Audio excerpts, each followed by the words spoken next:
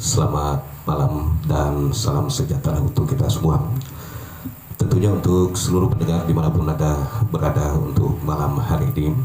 Ada yang mendengarkan kami di 98,7 SPL FM. Ada juga yang mendengarkan kami melalui live streaming dan menyaksikan kami melalui live Facebook SPL FM untuk malam ini. Langsung dari lantai 2, Ruang Konferensi Pers dan Media Center Kominfo dan Persadian Kabupaten Bulukumba. Kembali Radio SPL malam ini melaksanakan Radio Talk Show bersama saya Adi Ansyah Yusuf, dan sesuai dengan agenda yang sudah kita terima sampai untuk malam ini dilaksanakan di 7 Desember 2022. Seperti yang sudah diagendakan sebelumnya bahwa malam ini saya tidak sendiri. Selamat malam dan terima kasih kepada 3 narasumber kita yang sudah hadir bersama di suasana malam hari ini. Dan untuk menyikapi waktu yang kita gunakan, kita langsung saja ke 3 narasumber kita. Yang pertama ada Bapak Samsul Rijal, SPD. Beliau adalah dari Dinas Pariwisata, bagian Kepariwisataan dan Ekonomi Kreatif. Selamat malam Pak, Assalamualaikum warahmatullahi wabarakatuh.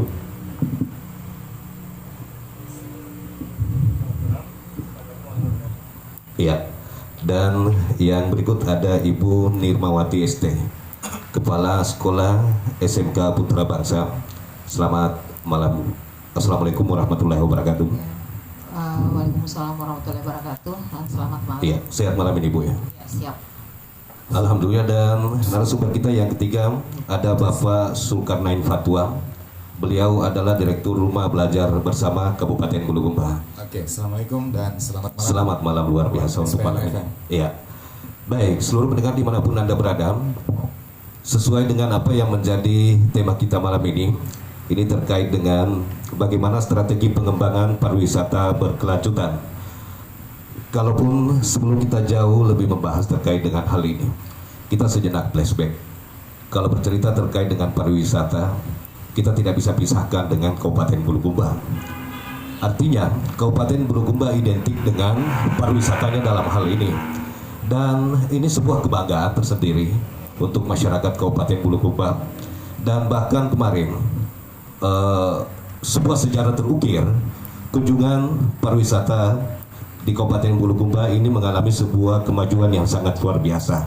Ini bukan sebuah akhir dari segalanya, tapi menjadi sebuah awal dari sebuah kinerja, apa yang harus dipikirkan ke depan, apa yang harus dilakukan ke depan, karena ini tidak sesaat, ini otomatis berkelanjutan ke depan. Tentu sebuah manuver, pemikiran yang harus kita lakukan, sebuah langkah yang harus kita lakukan untuk memikirkan sejauh ini seperti apa, supaya ini memang berjangka panjang tentunya, bukan standar stagnan di tempat ini saja. Inilah yang menarik terkait dengan strategi pengembangan pariwisata berkelanjutan. Dan untuk yang pertama saya persilakan dulu ke Bapak Samsul Rijal SPD selaku Kepariwisataan dan Ekonomi Kreatif. Sebelum kita bercerita terkait dengan strategi Pak, masyarakat ingin mengetahui bahwa sejauh ini seperti apa standar kepariwisataan kita yang ada di Kabupaten Bulukumba ini, yang konon kabarnya Bulukumba sangat kaya dengan objek wisatanya. Bukan cuma standar bahasa saja, tapi sesuatu hal yang dipikirkan ke depan tanpa sebuah pelaksanaan yang dikerjakan itu mustahil bisa terjadi. Sebuah tujuan juga tanpa kinerja, jangan berpikir untuk maksimal bisa terjadi dalam hal ini. Jadi seperti apa pariwisataan yang ada di Kabupaten Bulukumba terkait dengan strategi pengembangan pariwisata berkelanjutan? Silakan. Baik. Terkait dengan standarisasi yang dilakukan oleh Dinas Pariwisata, bahwasanya kita tidak menepiskan bahwa yang memiliki sumbangsi besar selama ini adalah media. Jadi perlu saya gambarkan bahwa jumlah kunjungan wisata kita sampai sekarang ini sudah lebih dari di angka 500.000. Jadi dari target yang dibebankan ke kita 8 miliar, Sekarang pencapaian kita itu sudah 6.845.400.000. Ini target terkait dengan PAD Pak? Dengan PAD. Iya, pendapatan asli daerah. Oke. Jadi kita sudah menyumbang 86% dari target. 86% dari target. Dari 64 miliar, Ya. dari 64 miliar PAD murni yang kita targetkan untuk tahun ini, pariwisata sudah menyumbang 10,3%. 10,3%. 10,3%. Dan ini tidak terlepas dari kinerja dan kolaborasi kita semua. Keberhasilan pariwisata bukanlah keberhasilan dinas Dinas pariwisata. pariwisata saja, betul. Iya. Iya. Karena kita harus studi tiru dari beberapa daerah di luar, Iya. dan termasuk sebuah pemikiran dari Bapak Dwi. Iya. Bapak Dwi, beliau adalah direktur promosi, direktur pemasaran Kementerian Pariwisata dan Ekonomi Kreatif. Beliau punya prinsip bahwa semua dinas adalah dinas pariwisata, semua tempat adalah ODTW, Iya. dan semua kegiatan adalah sebuah festival. Sebuah festival. Sebuah festival. Nah, itu yang kita mesti lakukan. Artinya kita meniru Banyuwangi. Banyuwangi yang selama ini adalah sebuah tempat yang menjadi tempat kencingnya saja orang. Iya. Orang singgah di Banyuwangi kencing, setelah itu kembali ke Sumatera. Banyuwangi dari 1,2 miliar, sekarang sudah mencapai PAD 1,2 triliun. 1,2 triliun. 1,2 triliun. Dari 11 event yang mereka lakukan, sekarang sudah 125 event. Dan itu memang menjadi indikator ketika kita melakukan promosi wisata dan menargetkan kunjungan, perbanyak event. Jadi perlu informasi bahwa alhamdulillah semenjak pariwisata masuk di Karisma Event Nusantara, Iya. 100 Wonderful Indonesia, kita belum pernah keluar. Tetap dalam lingkaran. Tetap dalam Iya. lingkaran itu. Dan tahun ini kita ada 5 kabupaten di Sulawesi Selatan yang masuk Karisma Event, yakni F8 Makassar, Iya.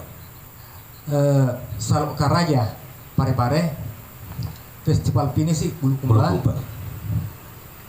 TIF Toraja International Festival di Toraja, dengan satu lagi pendatang baru yaitu Malino International. Iya.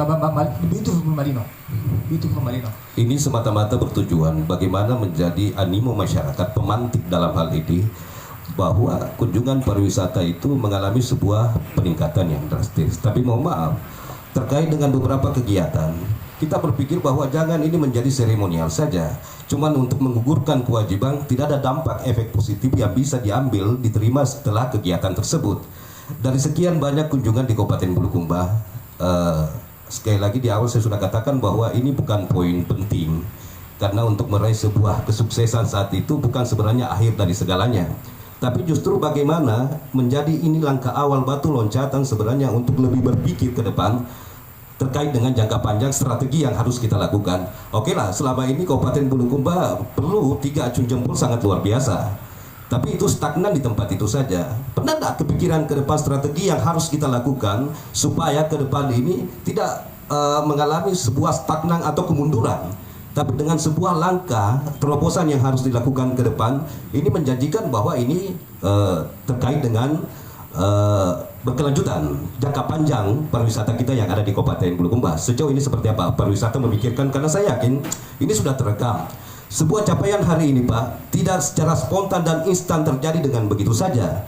Sebuah langkah konkret dan pemikiran kinerja yang harus dilakukan akhirnya tercapai dengan apa yang diharapkan selama ini. Tapi kedepannya seperti apa ini? Kedepannya langkah pertama kita lakukan, yang kami lakukan adalah memperbanyak event. Ya. Yang kedua, kita harus berhitung bahwa jumlah pengguna Facebook Di Indonesia itu ada 12 juta. Ya. 11 juta pengguna Instagram Ya. dan 9 juta itu pengguna Twitter. Ketika kita stagnan di Facebook yang sekarang, maka kita punya pengikut cuma 5.000. Ya. Di Instagram cuma 10.000. Di Twitter itu sekitar 20.000. Langkah ke depannya kita lakukan adalah merubah akun kita menjadi akun berbayar atau akun ADS. Akun ADS akan menebar informasi pariwisataan kita dari event yang kita lakukan dokumentasi baik berupa foto maupun film. Ya. Ini yang kita akan lempar nantinya ke akun Facebook dengan cakupan yang kita bisa kendalikan, baik cakupan umur maupun cakupan luasan daerah yang kita inginkan. Ada satu hal yang menarik sebenarnya. Ketika kita menggunakan vendor untuk pengambilan video, itu kemarin saya sempat hubungi teman, membutuhkan biaya paling kurang 20 juta dengan durasi sampai dengan 5 menit. Ya. Ada satu strategi yang kami lakukan, yaitu memberdayakan YouTuber dan konten kreator yang kita miliki di Bulukumba. YouTuber dan konten kreator ini yang kita miliki di Bulukumba, kita lakukan perlombaan. Ya.